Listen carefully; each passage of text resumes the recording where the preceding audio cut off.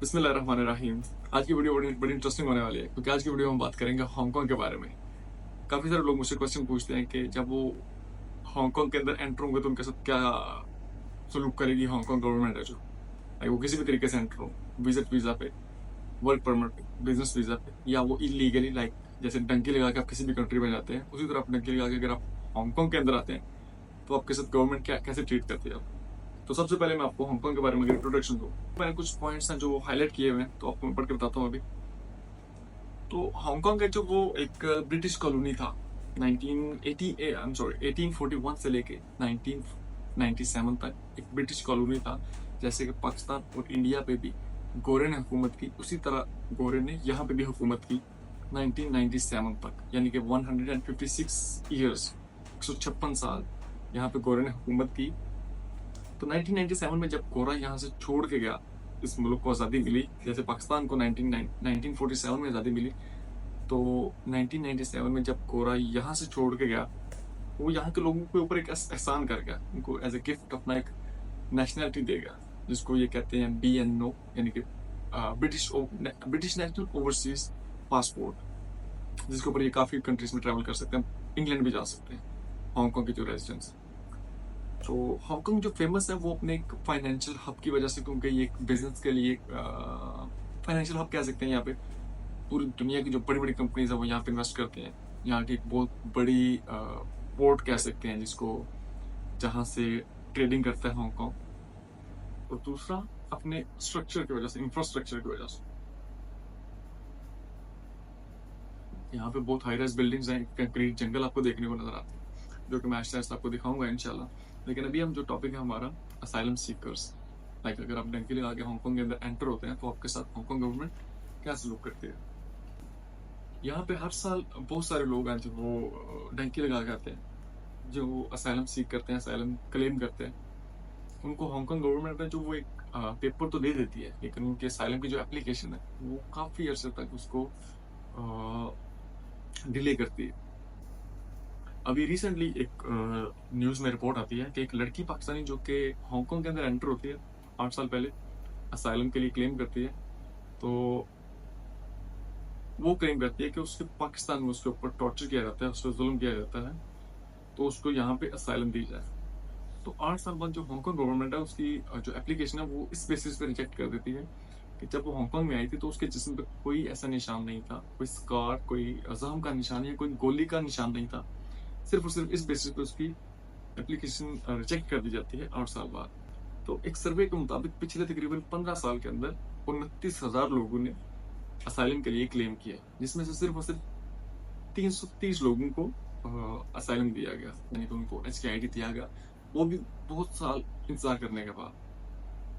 तो इसमें अगर रेशो चेक करते हैं तो तकरीबन 1,000 में से सिर्फ और सिर्फ 10 बंदों को असाइलम मिलता है या पेपर मिलते हैं।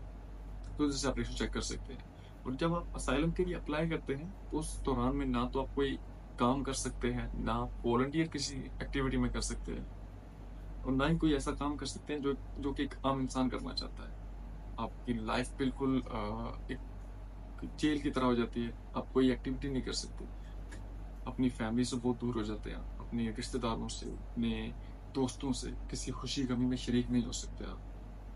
पैसा आप कमा लेते हो, नो डाउट, कुछ लोग ऐसे हैं जिनको मैं जानता हूँ, पैसा अच्छा कमा रहे हैं, लेकिन 20-20 साल तक अपनी फैमिली से ना मिलना, अपनी बीवी बच्चों से, अपने माँ बाप से ना मिलना, अपनी सोशल लाइफ बिल्कुल खत्म कर देना। तो ये ऐसा होता है हांगकांग के अंदर। लोग चोरी छुपे काम करते हैं, जैसे कि कंस्ट्रक्शन का काम करते हैं, इसके अलावा रेस्टोरेंट्स वगैरह में काम करते हैं, डिलीवरी की जॉब करते हैं, किसी जगह पर सफाई वगैरह करना है, पेंट का काम करना है, लाइक इंडोर एक्टिविटीज करते हैं, जहाँ पे उनको खतरा कम होता है, लेकिन वहाँ पे भी पकड़े जाते हैं। और अगर वो पकड़े जाए काम करते हुए साइलम सीकर्स, जिन्होंने अपनी केस जमा करवाया हो, तो उनको $50,000 तक जुर्माना और 2 साल कैद हो सकती है। तो सारी दुनिया से लोग आते हैं यहाँ पे, पाकिस्तान, इंडिया, बांग्लादेश, अफ्रीका से बहुत सारे लोग आते हैं। अभी पिछले दिनों एक बंदे की रिपोर्ट आई थी कि उसने आज से 20 साल पहले सिर्फ और सिर्फ उसके पास 2 घंटे का टाइम था अफ्रीका से निकलने के लिए। अफ्रीका से निकलता है वो, उसकी जान को खतरा है कोई, हांगकांग के अंदर एंटर होता है, तो 20 साल तक उसको पेपर नहीं मिलते और अब उसने उम्मीद छोड़ दी है बिल्कुल कि उसको पेपर मिलेंगे और वापस जाकर अपनी फैमिली से मिलेगा। और मैं ऐसे काफ़ी सारे लोगों को जानता हूँ, मेरे दोस्त हैं, मेरे जानने वाले हैं बहुत से, किसी को 10 साल, किसी को 12 साल, किसी को 20 साल हो चुके हैं, जो अभी तक अपनी फैमिली अपने मुल्क में नहीं जा सके वापस, सिर्फ और सिर्फ इस वजह से। पैसे कमा लेते हैं, नो डाउट। अभी क्योंकि आज का टॉपिक सिर्फ और सिर्फ ये है कि असाइलम सीकर्स के साथ क्या सलूक करती है हांगकांग गवर्नमेंट, लेकिन आने वाले दिनों में मैं इंशाल्लाह बात करूंगा कि आप कितना क्या पैसा कमा सकते हो, क्योंकि इलीगली हैं जो बंदे वो पैसा तो कमाते हैं, नो डाउट। जैसे यूरोप में चोरी छुपे काम करते हैं, लेकिन ये है कि उनकी सैलरी पर वो कुछ लमसम अमाउंट होती है, उसके मुताबिक करते हैं। तो ये फिर आपने उसके बाद तय करना है कि आपको सिर्फ और सिर्फ पैसा चाहिए, क्योंकि आप अगर हांगकांग के अंदर एंटर हो जाते हैं, फिर मुझे नहीं लगता कि कम से कम 8 या 10 साल के अंदर अंदर आपको हांगकांग गवर्नमेंट है जो वो लीगल स्टेटस देगी, वो आपको पेपर जारी करेगी, यहाँ पे पेपर देगी जिसके ऊपर आप ट्रेवल करके वापस अपने कंट्री में जा सकते हैं। अगर आपने जाना तो फिर पक्का जाना, डिपोर्ट होकर जाना है, उसके अलावा कोई ऑप्शन नहीं है। तो आने वाले दिनों में इंशाल्लाह बात करेंगे इसके ऊपर भी कि जो इलीगल बंदे जो मेरे जानने वाले हैं वो एक महीने के अंदर अंदर कितना पैसा कमा सकते हैं।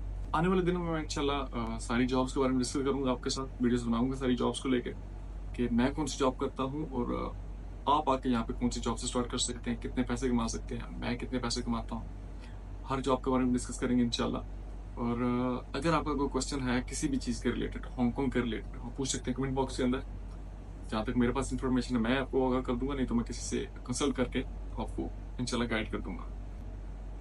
तो अगर अभी तक आपने मेरा चैनल सब्सक्राइब नहीं किया तो काइंडली चैनल को सब्सक्राइब कर दें और वीडियो को लाइक कर दें। Thank you very much.